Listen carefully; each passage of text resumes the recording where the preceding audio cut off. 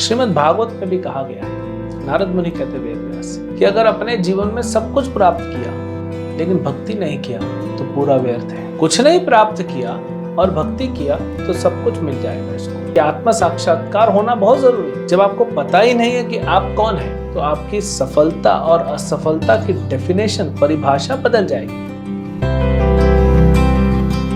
हरे कृष्ण। भगवद गीता अध्याय 6 श्लोक संख्या 37। अर्जुन उवाच अयति श्रद्धयोपेतो योगाचलति मनसः अप्राप्य योग संसिद्धिं काम गतिम कृष्ण गच्छति।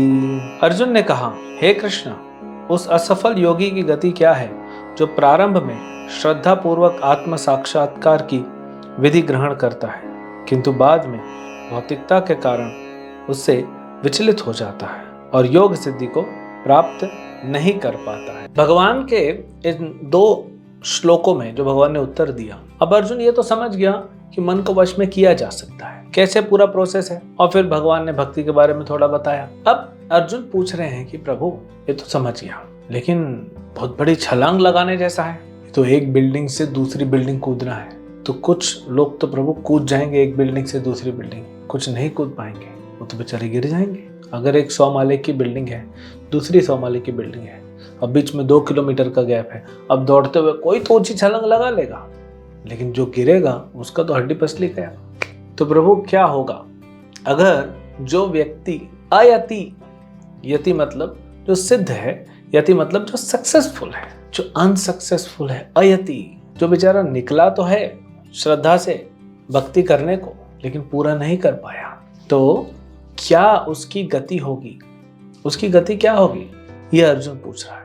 बड़ा ही लॉजिकल, बहुत ही महत्वपूर्ण प्रश्न है। हम सबके मन में आता है, अरे भक्ति करने निकल तो रहे लेकिन अगर पूरा नहीं हुआ तो क्या होगा, इधर तो संसार का भोग भी छोड़ना पड़ेगा, भक्ति में कृष्ण भी नहीं मिलेंगे क्योंकि भक्ति पूरी नहीं होगी। तो ऐसे असफल योगी का उसका गति है, क्या गति है उसकी, या क्या डेस्टिनेशन है। तो भगवद गीता में 2 अध्याय में भगवान कहते हैं, स्वल्पम अपि यस्य धर्मस्य त्रायते महतो भयात् नेहा विक्रम नाशो अस्ति प्रत्यवायो न विद्यते। स्वल्पम अपि यस्य धर्मस्य त्रायते महतो भयात्। स्वअल्प, अल्प मतलब थोड़ा, स्वअल्प मतलब बहुत थोड़ा भी जो व्यक्ति भक्ति कर लेगा तो बहुत थोड़ी सी भक्ति करने से भी त्रायते महतो भयात्, त्रायते मतलब तर जाएगा, महतो भयात् बड़े बड़े भय से वो बाहर हो जाएगा या उसको पार कर जाएगा। तो जब थोड़ी भक्ति करने से अर्जुन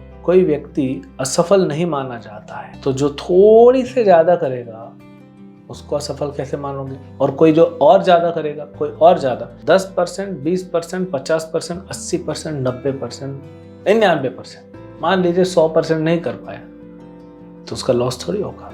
इस भौतिक संसार में क्या होता है, जैसे एक यूनिवर्सिटी है, उसमें पास होने के लिए क्या चाहिए, आपको 40% मार्क्स चाहिए, आपके 41 आ गए तो ठीक है, जैसे तैसे ढकेल के पास हो गए। करियर बनना मुश्किल हो जाता है, फिर वो बिजनेस करता है, कौन कंपनी 40% वाले, इंटरव्यू के लिए भी शायद ही बोला है उसको, लेकिन जिसका 39% आ गया वो तो गया, उसका तो पूरे साल भर का मेहनत गया। उसके नीचे वालों का क्या, जिसका 20% आया, जिसका 10 आया, 5 आया, तो पूरे साल भर का मेहनत चला। तो भौतिक संसार में कैसा है, जब तक आप पूरी तरह सक्सेस नहीं प्राप्त कर लेते आप फेल माने जाएंगे। तो भौतिक सक्सेस जो है, सफलता, वो भी असफलता ही मानी जाती है।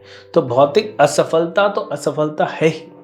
क्यों भौतिक सफलता को असफलता माना गया? अगर इस जन्म में मैंने PhD कर लिया, भक्ति नहीं किया, अगला जन्म तो लेना पड़ेगा, तो PhD की डिग्री कुछ काम आने वाली है, फिर से A फॉर एप्पल वहां से चालू करना पड़ेगा। अगर आपको याद आ गया कि आप पिछले जन्म में PhD थे तो भी कोई वैल्यू नहीं। लेकिन अगर आपने भक्ति किया, ये भगवान बताएंगे, अगर आपने 5% भक्ति किया तो अगले जन्म में 6वें% से चालू करोगे। या आगे ये सेक्शन जो है, थोड़ा सा इस सेक्शन में अर्जुन डिफरेंट एंगल ऐसा लग रहा है पूछ रहे हैं, क्योंकि अभी तक बताया आपने प्रोसेस के बारे में, लेकिन ये तो बताइए जो प्रोसेस कंप्लीट नहीं कर पाया, जो फेल हो गया, उसका क्या। अभी पूरा सेक्शन उसी के बारे में बताएंगे, कोई भी नुकसान नहीं होगा, भगवान आगे बताते हैं। तो जब अर्जुन प्रश्न पूछ रहा है कि कोई भक्ति के पथ पे चला पर नहीं सफलता मिली, तो प्रश्न ये उठता है कि किस तरह के लोगों को सफलता नहीं मिलती। 2 कारण बताएंगे। एक कि भक्ति कर तो रहे हैं लेकिन सीरियस नहीं है, पूरी तरह से डेडिकेटेड नहीं है, पूरी तरह से हमारा बोलते हैं ना तन मन धन लगा दिया, वो दृढ़ता नहीं है, इसलिए थोड़ा डगमगा जाते हैं लोग। दूसरा है माया का प्रभाव। माया देगी हमको लालच, आ जाओ बेटा भौतिक संसार तुम्हारा वेट कर रहा है, कंचन कामिनी, सब हमको फैसिलिटी देने लगेगी, हमको खींच लेगा, भक्ति से अलग कर देगा। ये 2 कारण है, हम गंभीर नहीं हैं भक्ति के प्रति, और जो भक्ति करते हैं थोड़ी सी तो उसमें से जो फैसिलिटीज मिलती है उसके पीछे भाग जाते हैं, भौतिक फैसिलिटीज के पीछे, और फिर भक्ति को छोड़ देते हैं। ये 2 कारण हैं जिसके कारण भक्ति को छोड़ देते हैं। श्रीमद् भागवत में भी कहा गया है, नारद मुनि कहते वेद व्यास से, कि अगर अपने जीवन में सब कुछ प्राप्त किया लेकिन भक्ति नहीं किया तो पूरा व्यर्थ है। कुछ नहीं प्राप्त किया और भक्ति किया तो सब कुछ मिल जाएगा इसको। यही तो हमने बताया ना पिछले श्लोक में कि आत्म साक्षात्कार होना बहुत जरूरी है। जब आपको पता ही नहीं है कि आप कौन है तो आपकी सफलता और असफलता की डेफिनेशन, परिभाषा बदल जाएगी। जब आपको पता पड़ जाएगा आप कौन है तो परिभाषा बदल दूसरी कुछ होगी। तो इसीलिए हमें क्या करना चाहिए कि गंभीर होना चाहिए और इधर उधर नहीं भटकना चाहिए। लेकिन अर्जुन पूछ रहे अगर हो भी गया, एक्सीडेंट हो सकते हैं। कई बार जितने स्मूथ रोड होते हैं ना उस पर एक्सीडेंट ज्यादा होते हैं, क्योंकि स्मूथ होने से हम जल्दी भागते हैं और दूसरा भी व्यक्ति जल्दी भागना चाहता है, तीसरा भी जल्दी भागना चाहता है, सब जल्दी जल्दी में टक्कर हो जाते हैं। तो इसीलिए हमें गंभीर तो रहना चाहिए, लेकिन हो भी गया तो अर्जुन पूछता है क्या गति होगी। अभी और पूछेगा प्रश्न और फिर भगवान इसका आगे उत्तर देंगे। हरे कृष्ण।